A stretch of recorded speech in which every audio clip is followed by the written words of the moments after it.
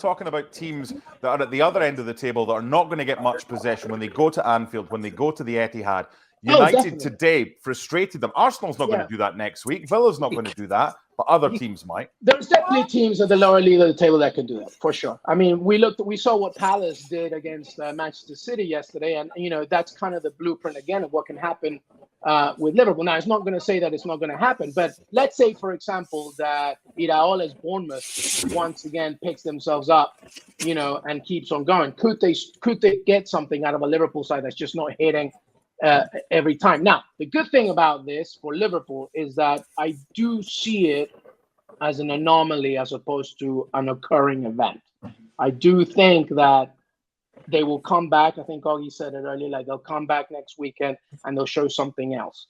I do see it happening that this will hopefully be a wake-up call for Liverpool, say we cannot afford to lose this many chances. You can't take 34 shots in a single match and not come away with something. You have to make it happen. So so I'm thinking that will be a wake-up call. Having said that, there are now examples from this match where you could say, listen, let's frustrate and annihilate the strengths of what Liverpool has and get something out of it. But I do think that they will turn this around for sure. Listen, Mark, here's the thing. Yep.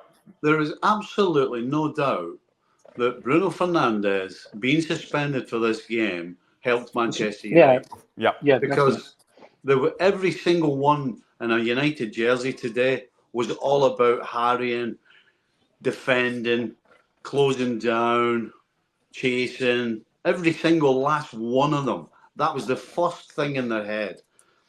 As much as Bruno Fernandes could convince himself that he could have done that, he couldn't, and he wouldn't have done it. And so this game was absolutely, it kind of fell into the hands of the manager, to be honest, that Bruno Fernandes wasn't playing. Because had he been available, he would have played.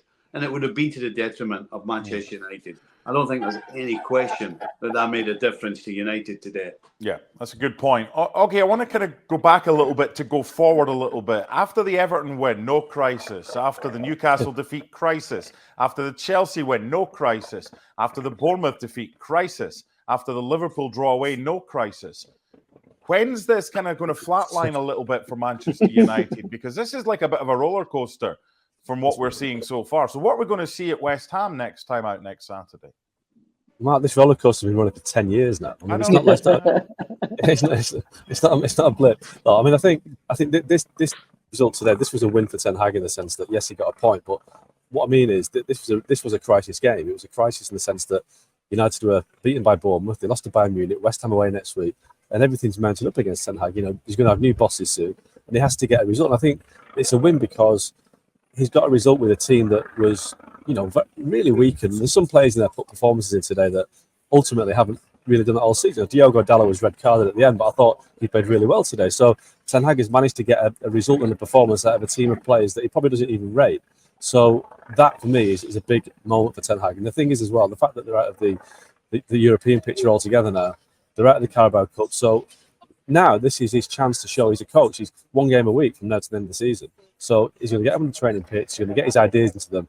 And if by the end of the season he still hasn't turned it around, then he's not got any excuses. But now he's got a real clear run of 6 months where he gets his players fit, he gets them on the training ground, he sorts out January by getting rid of players he doesn't want, or some of them anyway, and trying to get maybe a couple in. So he has to build on this. I mean, in any season, even in a season when Man United win the league, a draw at Anfield is a good result.